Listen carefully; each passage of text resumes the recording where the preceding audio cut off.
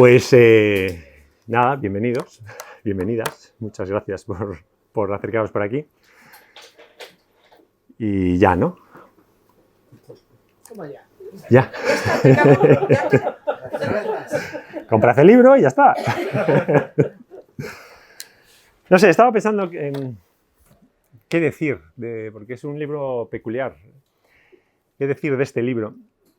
Y solo se me ocurría una cosa, y es que si dicen que todos los viajes te cambian de alguna forma la vida, este a mí me la ha cambiado completamente. De hecho, es el responsable de que ya no estoy viviendo en la ciudad, por ejemplo. Pero yendo más allá, bueno, creo que es evidente que vivimos en una situación política internacional desastrosa, que el capitalismo está destrozando todo, absolutamente todo, y que llevamos pues 12 años, 14 años encadenados de crisis desde 2008 hasta el COVID y ahora la guerra y no sé qué, no sé cuánto. Es un buen principio, ¿no?, para ir animando.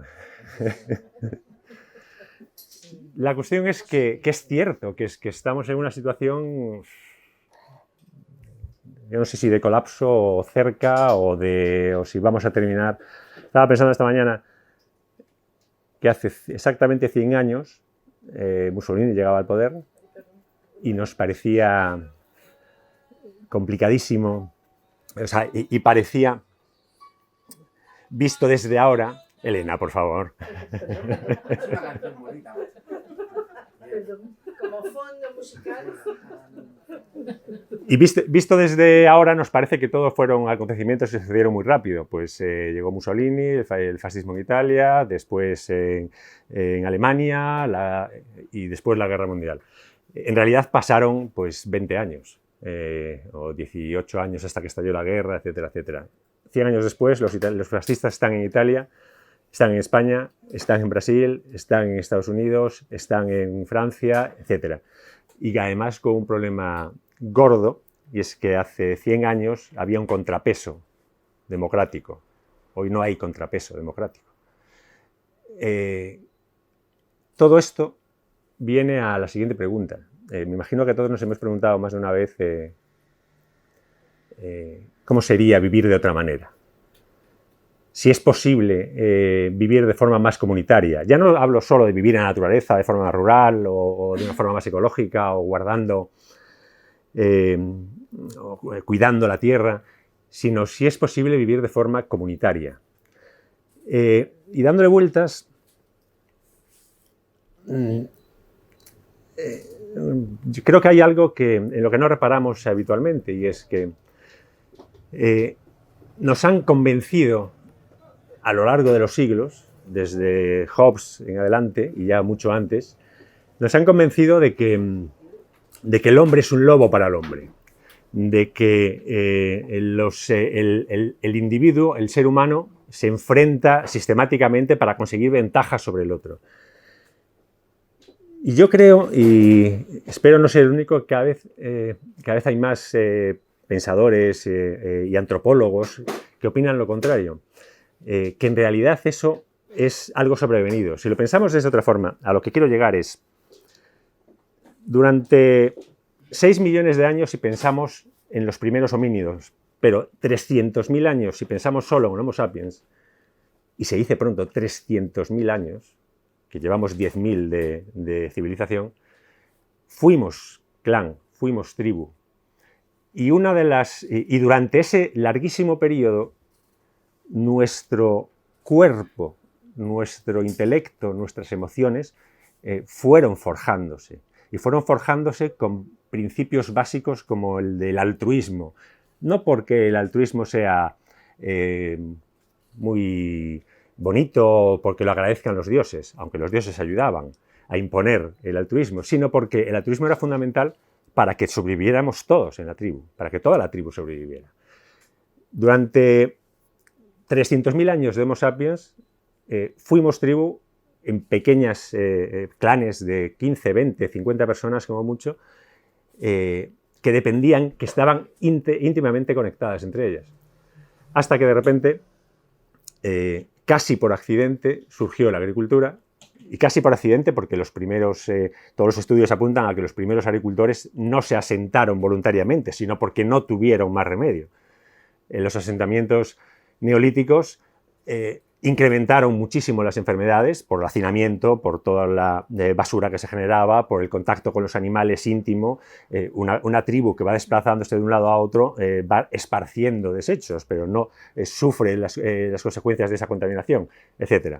Y a partir del Neolítico empezó todo, empezó a joderse todo, en realidad.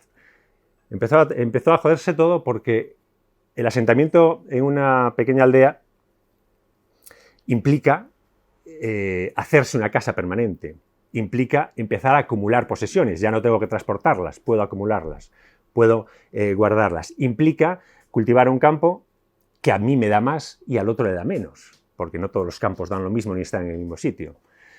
Implica acumulación de bienes, implica el inicio de las diferencias sociales, de la diferencia de riqueza, implica también la diferenciación de oficios, pues unos ya pueden dedicarse a la artesanía todo el tiempo, otros implica también la necesidad de defender y por lo tanto la aparición de policías, llámale como quieras, de guerreros, la aparición de liderazgos porque la población va creciendo cada vez más, una población nómada por lo general es una población que se mantiene mucho más contenida que una población urbana, etcétera, etcétera.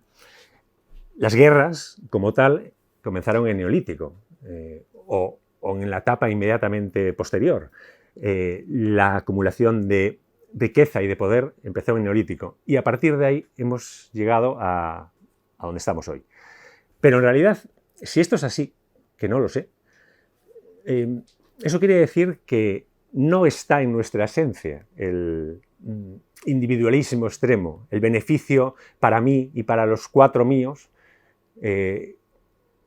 sino que tiene mucho más peso esos 300.000 años de nomadismo interdependiente. O eso quiero pensar. Y eso es una de las razones por las que, bueno, esa es la razón intelectual. La razón emocional o sentimental es completamente diferente. ¿Os acordáis de las comunas? Bueno, algunos os acordaréis, los mayores. De las comunas de los años 70, 80 y demás. Hombre, yo me acuerdo y soy un jovencito. Yo me acuerdo y soy un jovencito.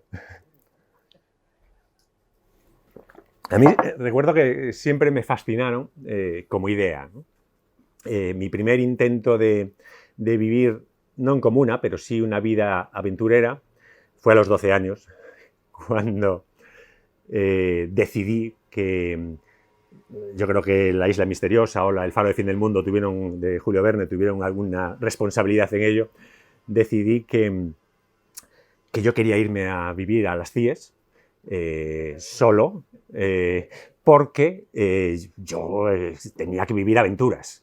Entonces quería pues, vivir de lo que pescara y de lo que cazara, porque yo imaginaba que allí había fauna de todo tipo, y que yo me iba para allá. Y además me habían hablado de que había un farero en la isla. Dije, bueno, malo será que no me haga amigo del farero y el farero me ayude.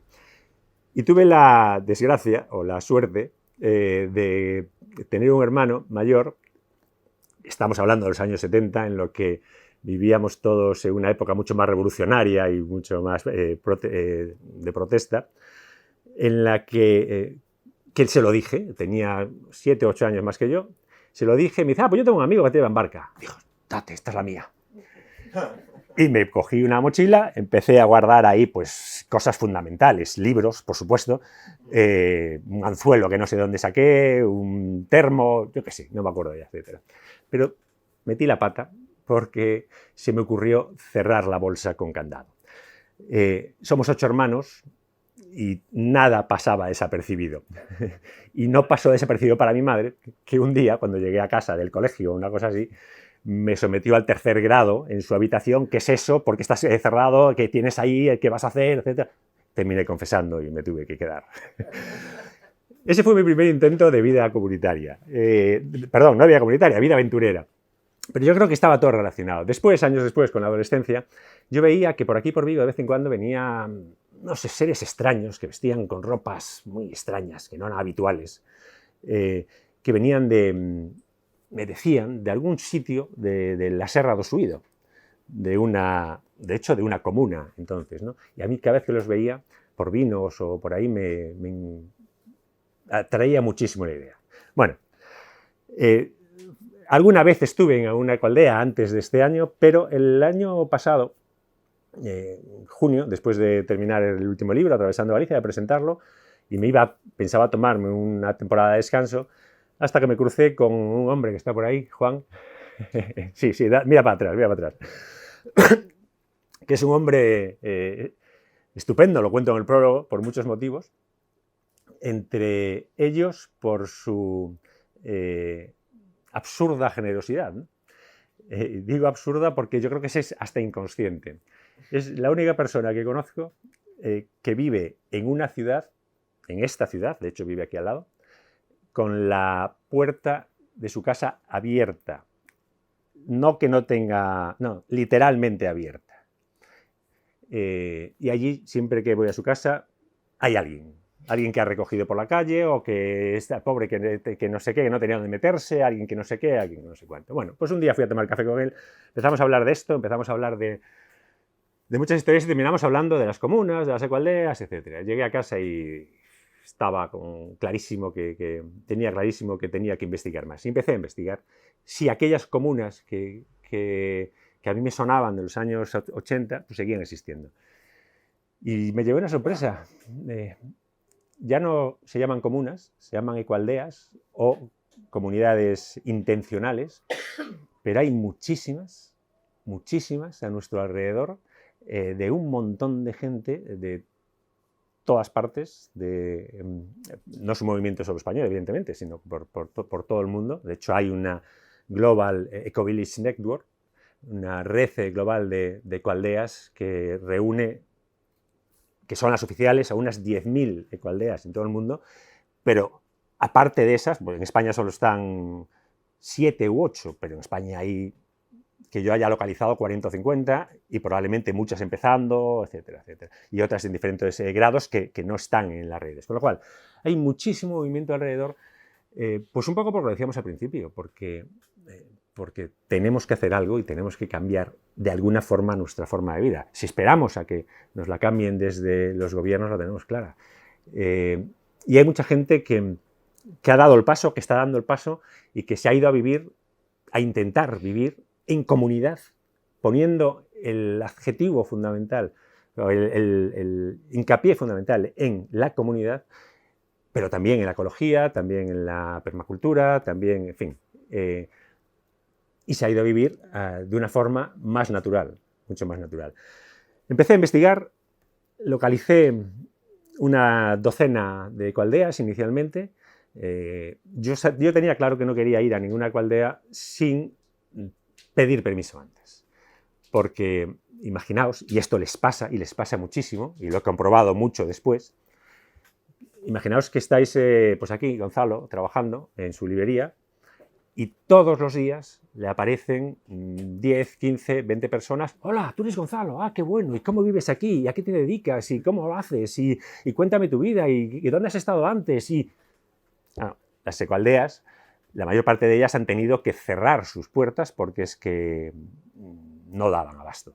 Entonces, lo que hay son días de visita o días de... ¿Cómo le llaman? ¿Días de, Laura? De puertas abiertas. No, pero había otra... semanas de experiencia le llaman, o días de experiencia, etc., ¿no? Bueno, yo no quería ir, entonces no quería ir sin avisar. Llamé o escribí o localicé contactos con las que pude, y algunas me respondieron, otras no, otras me dijeron sí, vamos a consultarlo con la comunidad, etcétera, y no volví a saber nada, pero conseguí seleccionar lo que a mí me parece una muestra bastante representativa de las ecoaldeas, ¿no? De las ecoaldeas que están en este momento en España. Yo quería que hubiera un poco de todo, que hubiera ecoaldeas que llevan 40 años funcionando y que están bien, otras ecoaldeas que llevan 40 años y están mal y están con problemas, otras que están naciendo o que aún no han nacido y están en proyecto desde hace 10 años con un montón de trabajo por el medio, otras más de tipo espiritual, por llamarlo así, otras más anarquistas, algunas que son ecobarrios algo burgueses, o burgueses directamente, otros que son experiencias de ocupación. Bueno, y conseguí una selección de, no recuerdo exactamente el número, 12, 13, 14, lugares a los que ir. Y empecé el viaje.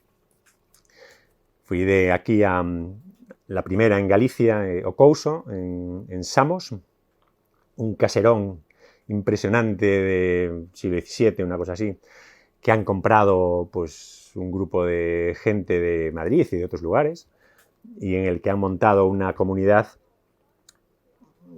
muy estricta para mis parámetros, en los que no se puede fumar, no se puede beber, no se puede andar desnudo, una cuestión interesante, sobre todo porque en invierno hace un frío que pela, y en la que tienen una visión espiritual y de transformación interior que me parece muy respetable, pero que a mí no me convencía, ¿no? Pues estuve por Logroño, por Navarra, por Huesca, bajé hasta Madrid, hice un descansito, después nos fuimos a Huelva, a Sevilla, Almería, Valencia, etcétera, etcétera. Un montón de localidades diferentes.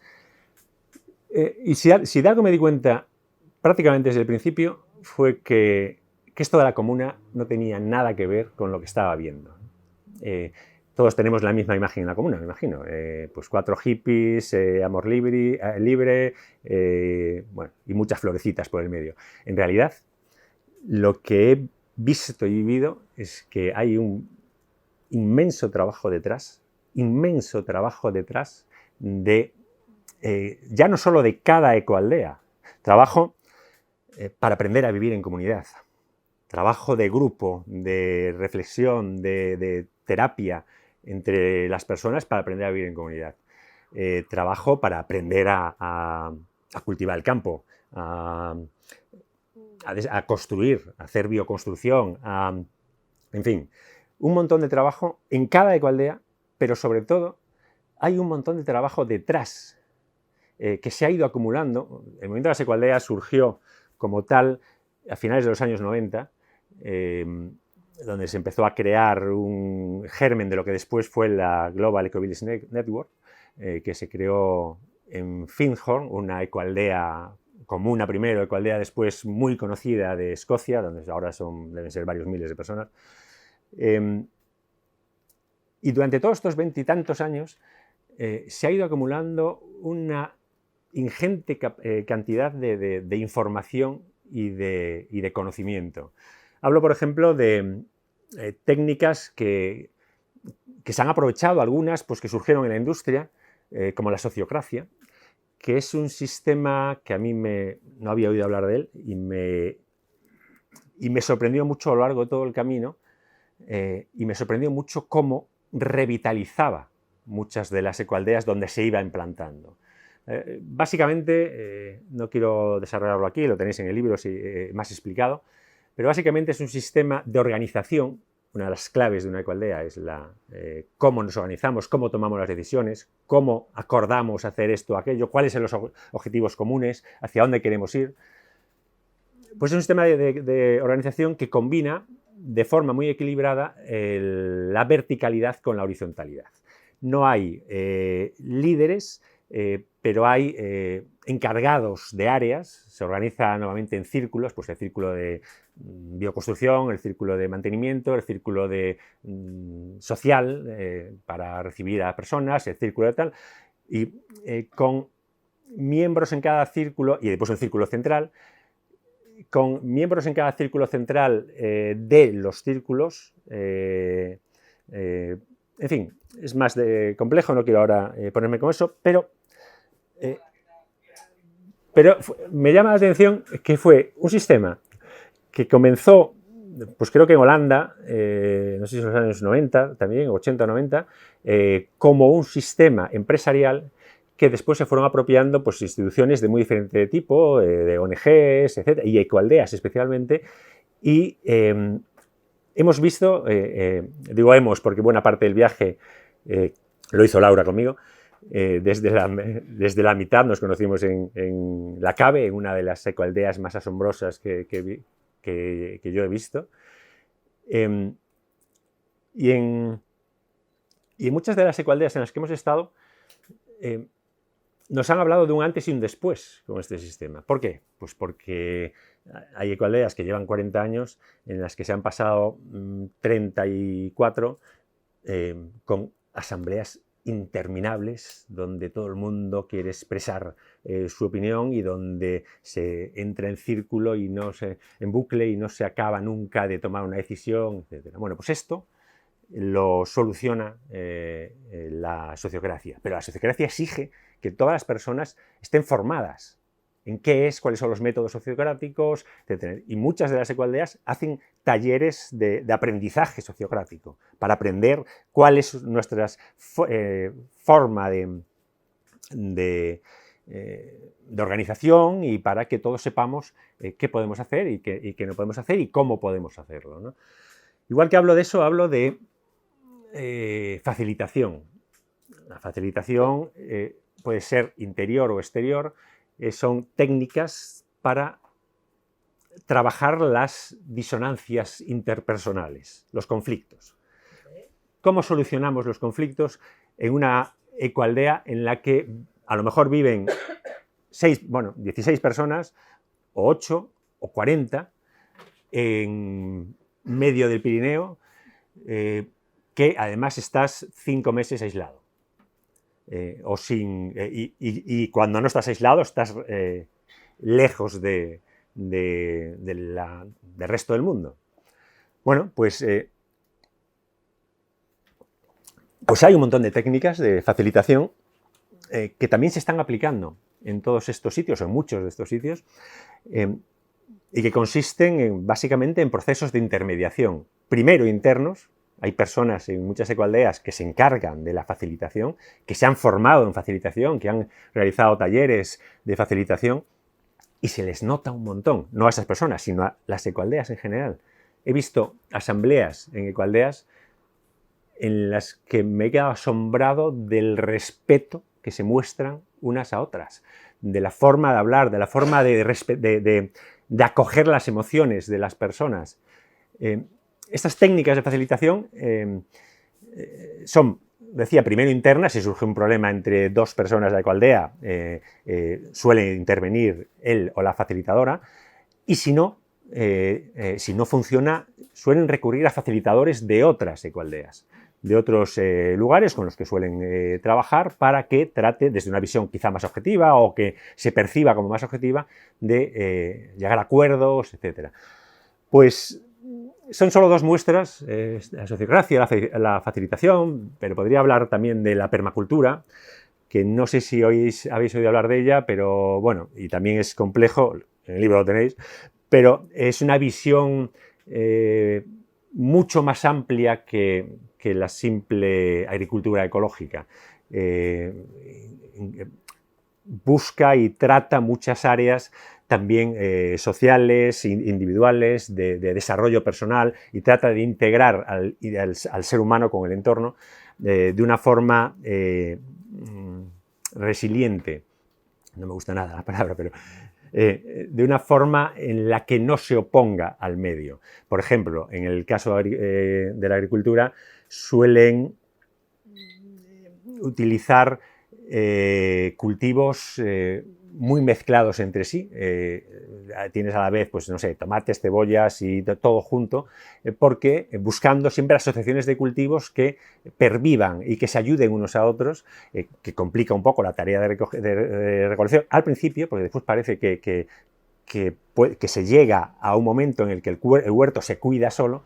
Bueno, pues todo esto también implica un largo trabajo de investigación, de documentación, de prueba y error, y de puesta en práctica dificultosa, porque cualquiera que empiece tiene que empezar, tiene que documentarse ampliamente. Y al final terminé con la sensación de que de que en realidad, bueno, recuerdo lo que me decía una persona cuando anuncié en redes sociales que iba a hacer este viaje por las ecoaldeas. Alguien en Facebook me responde diciendo, sí, esos de las comunas. Claro, esos que están por ahí de hippies y después cuando tienen un problema se van corriendo a papá Estado al médico. Sí, esos que pasan de todo, pero lo que encontré fue algo completamente diferente. Gente muy responsable que no quiere aislarse, sino que quiere intervenir e influir en el medio. Aldeas que están reforestando porque sí el entorno en el que se encuentran, que están cuidando, intentando recuperar los paisajes y las estructuras naturales, pues porque por amor a la tierra, por deseo colectivo, gente que se esfuerza muchísimo y con muchas dificultades, y hay muchas, y he visitado aldeas que estaban claramente en quiebra técnica, y otras que estaban funcionando de maravilla. Pero lo que me importa sobre todo es el tremendo esfuerzo personal que hay para alcanzar esa utopía, ¿no? Que al final no es nada más que volver a la tribu, que volver a la comunidad, que volver al apoyo mutuo. Y estaba pensando en La Cabe, que es una ecoaldea que está al norte de Navarra, que lleva 40 y algo años funcionando. Aún hay personas del principio que han tenido hijos y nietos y que siguen viviendo ellos, los hijos y los nietos ahí, aunque ha venido y se ha marchado mucha otra gente, en la que quizá la más ejemplar, una palabra no es ejemplar, la más característica o la más citada en muchos sitios, porque en ella es la única en la que he visto esto, no existe la propiedad privada. Todo lo que tienen, desde las casas hasta los coches, de hecho no tienen dinero, o sea, tienen un dinero colectivo, no tienen dinero individualmente, es de todos y de todas. Tú cuando ingresas, después de un periodo de adaptación, todas las ecoaldeas tienen un proceso de adaptación, primero de visitas, después de una semana o 3 meses, después en el que se va viendo si hay sintonía mutua, si se persigue lo mismo, porque claro, cada persona que entra en una comunidad relativamente reducida, aquí son, creo recordar, que 40 y tantas personas, pues influye de alguna manera y puede, bueno, variar los equilibrios que hay en cada ecoaldea. Hay un proceso largo hasta que se entra. Bueno, pues en este caso, cuando tú decides incorporarte y sigues ese proceso y te aceptan y tú aceptas integrarte, todo lo que tienes, todo pasa a ser de la comunidad. ¡Qué duro! Si tienes deudas, también pasan a ser de la comunidad. Si tú tienes, no sé, una deuda con un banco, de lo que sea, esa deuda es de la comunidad también. Bueno, pues respondiendo un poco a esta persona que me decía lo de estos tienen mucha jeta y que cuando necesitan van al médico, etc. En realidad, ahí hay estas personas que llevan, los mayores, que son 2 o 3, que llevan 40 y tantos años, ya están en edad de jubilación. Ellos no se han jubilado, no han cotizado nunca. Ellos han decidido en algún momento de la vida, pues ahora ya voy a retirarme un poco a la primera fila y voy a estar más relajado. No cobran pensión del Estado ni contributiva ni ningún tipo, porque la comunidad provee por ellos, porque no lo necesitan, porque es una comunidad, además, en este caso, que funciona económicamente muy bien, se dedican, pues tienen, aparte de ganadería, agricultura, tienen una panadería que, bueno, que vende pan a los colegios creo que es el norte de Navarra, a los colegios infantiles. Bueno, tienen un montón después hacen un montón de talleres en los que acogen a gente pues interesada en la sociocracia, en la facilitación, en no sé cuánto. El caso es que tienen una economía, bueno, una buena economía que les permite pues mantener y cuidar a todas las personas. Una chica con la que hablé, que estaba allí, llevaba 3 meses nada más, y le pregunté, bueno, ¿y cómo te sientes? ¿Qué tal la experiencia de integración? De hecho, estaba en proceso de integración. El proceso ahí dura 1 año si eres un individuo, una sola persona, y 1 año y medio, una cosa así, si eres una familia. En este caso era una familia con 2 niños, una cosa así. Bueno, y me decía, llevaba 3 meses, y me decía, estoy confundidísima. Es que la verdad es que no sé qué quieren de mí. Porque lo que me dicen es, tienes este año para no hacer nada.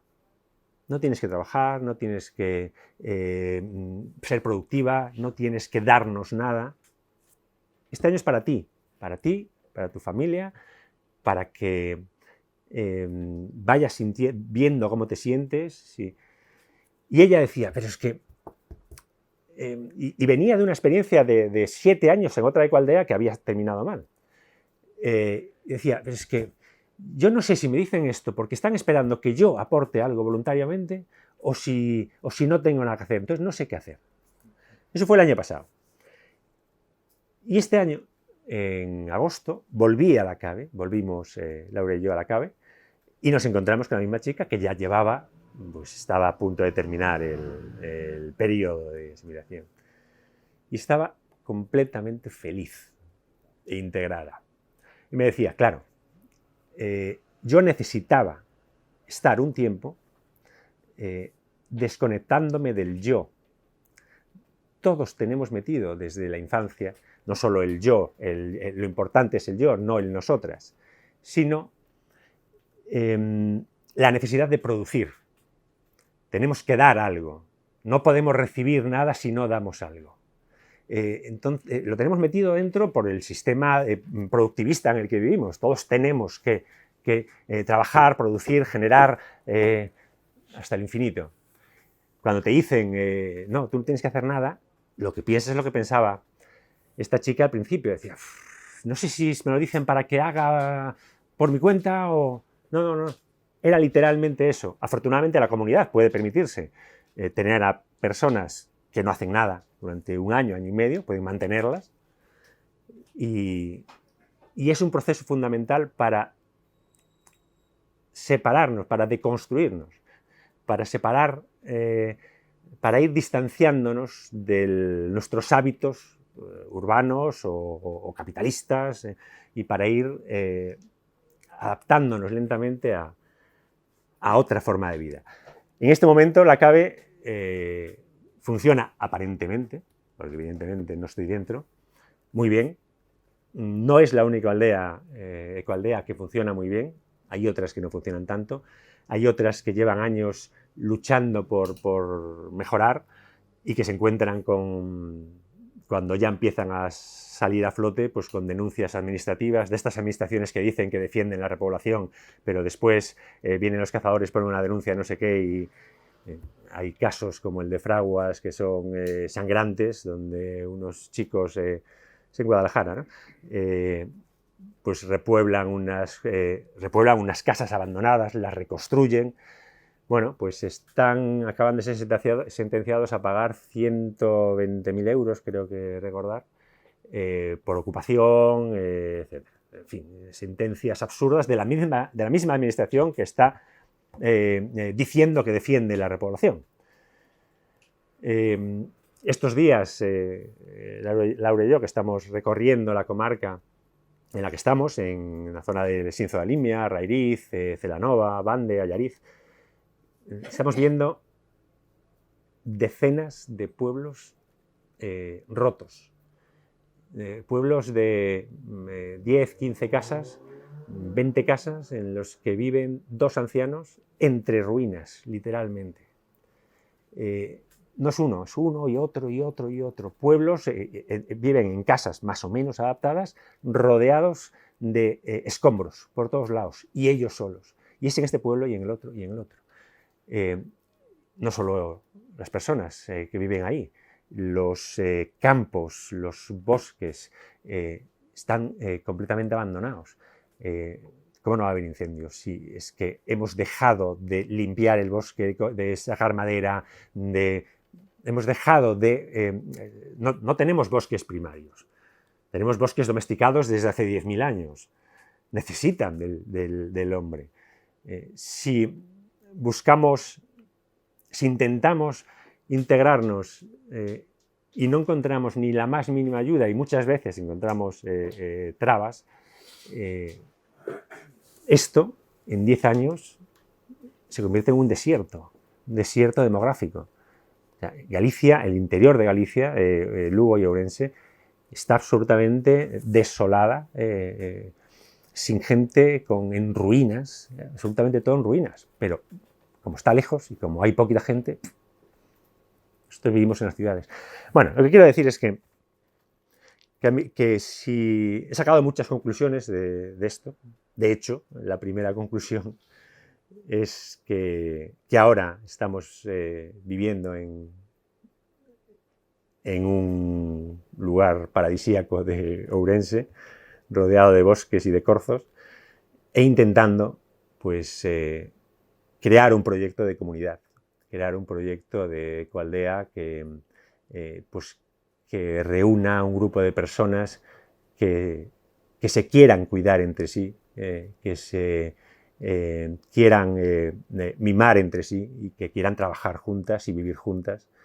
Y no sé en qué terminará. He visto muchos ejemplos de ecoaldeas que llevan años intentándolo con muchos vaivenes, pero yo lo que tengo claro es que este viaje sí me ha cambiado la vida y me ha hecho decidir que no solo en el campo se vive mejor, sino que en el rural y en comunidad se vive muchísimo mejor y se cuida mucho más y se disfruta mucho más cuidando a los que están alrededor.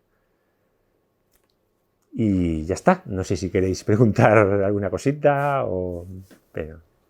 ¿Cuál es el límite de tamaño de una ecoaldea para que no sea una ciudad pequeñita? Una buena pregunta. La mayor parte de las ecoaldeas que he visitado y que conozco de referencia están entre 4 personas, cuando están empezando, 5 o 6, y 50 personas. Pero como hay muchos tipos diferentes de ecoaldeas, hemos estado en una, por ejemplo, en el Calabacino en Huelva, que llevan desde, sí, también los años 90, una cosa así, en la que son 150, y tienen 3 escuelitas, que esa es otra cuestión de la que no he hablado. Cómo educan a los niños y a las niñas, métodos, tienen escuelas alternativas en muchas de ellas, y he visto niños y niñas en algunas aldeas que aquí cualquier madre pondría el grito en el cielo de ¡ay! ¿Pero qué hace? ¿Qué le va a pasar? Niños de 5 años jugando con hachas, con absoluta tranquilidad de los padres, pero cuidados por sus compañeros. Pero cuidados por sus compañeros. Hemos visto cómo se relacionan entre ellos en una aldea que hay 8, 10, 12 niños, cómo se tratan entre ellos y alucináis de lo vivos, salvajes y respetuosos que son a la vez, ¿no? Pero bueno, el Calabacino, decía, son 150 personas, más o menos, pero no es estrictamente una ecoaldea. Hay muchos grados de implicación. Pues si la cabe todo es cooperativo, aquí en el Calabacino en realidad son 3 pueblecitos cercanos o 3 barrios en un sitio paradisíaco de Huelva, que llueve mucho más que aquí, que está repleto de alcornoques. O sea, es una masa de alcornoques. Ahora es un parque natural, además, con lo cual están teniendo problemas también por eso. Pero la gente vive en sus casas, con sus huertos, y se dedica a lo que sea. Está lleno de músicos, de gente de teatro, de gente de todo tipo de escultores, de pintores. Está lleno de mucha vida, sobre todo músicos. Creo que había, no sé, 7 o 8 bandas o grupos de música que actualmente, o sea, que todos los días, o sea, que se dedicaban a eso. Bueno, y después tienen organización en común. Nos decía Irene, del Calabacino, que desde que se incorporó la sociocracia había mejorado muchísimo, habían acabado las asambleas interminables y eran mucho más eficaces. y estaban pues para organizar las tareas comunes. Ellos tienen, pues, ¿cómo eran? Los miércoles de tetería, las pizzas al sol de los viernes o los sábados.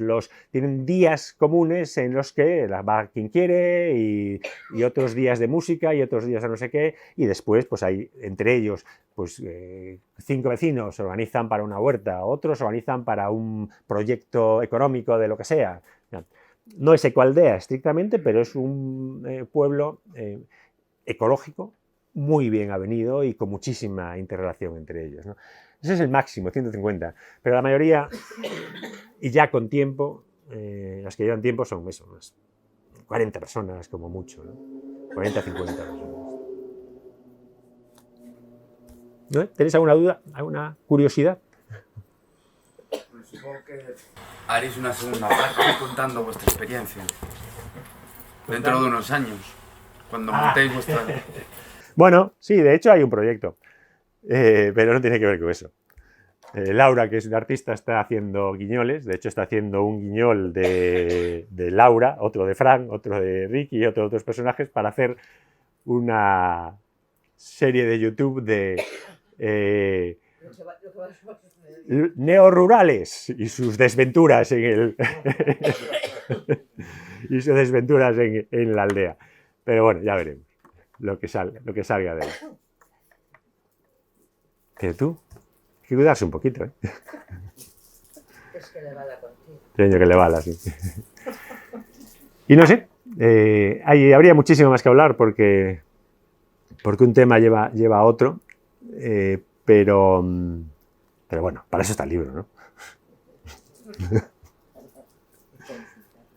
Lo que sí sé es que he descubierto un mundo, bueno, del que hoy había oído hablar, sí, del que tenía referencia, del que me fascinaba de pequeño, pero que he visto que es muchísimo más complejo, muchísimo más rico y lleno de gente extraordinaria. A mí lo que me atraía mucho en las ecoaldeas era ya no solo saber cómo se organizaban o cómo funcionaban, sino hablar con la gente, preguntarles por sus experiencias vitales, por de dónde venían. Y en la mayor parte de estas ecoaldeas hay gente de todo el mundo, o de gran parte del mundo.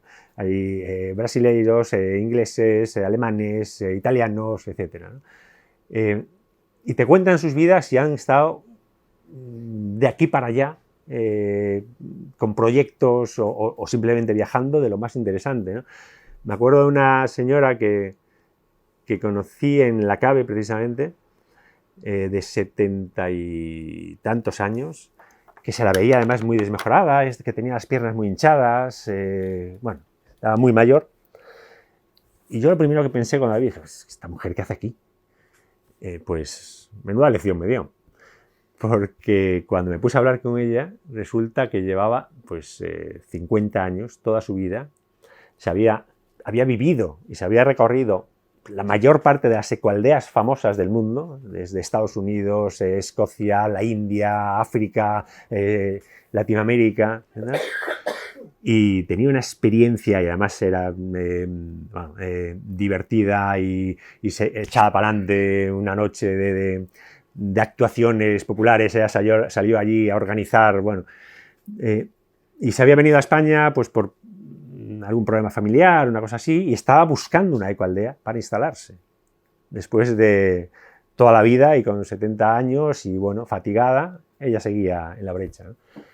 Así que, aparte de las ecoaldeas, la experiencia de haber conocido a tanta gente, haber charlado con tanta gente y tanta gente llena de vida, ha sido extraordinaria. O sea que, pues nada, os animo a que, si no montáis una ecoaldea, pues que visitéis alguna, por lo menos, para ver cómo va. Y que lean el libro, es verdad.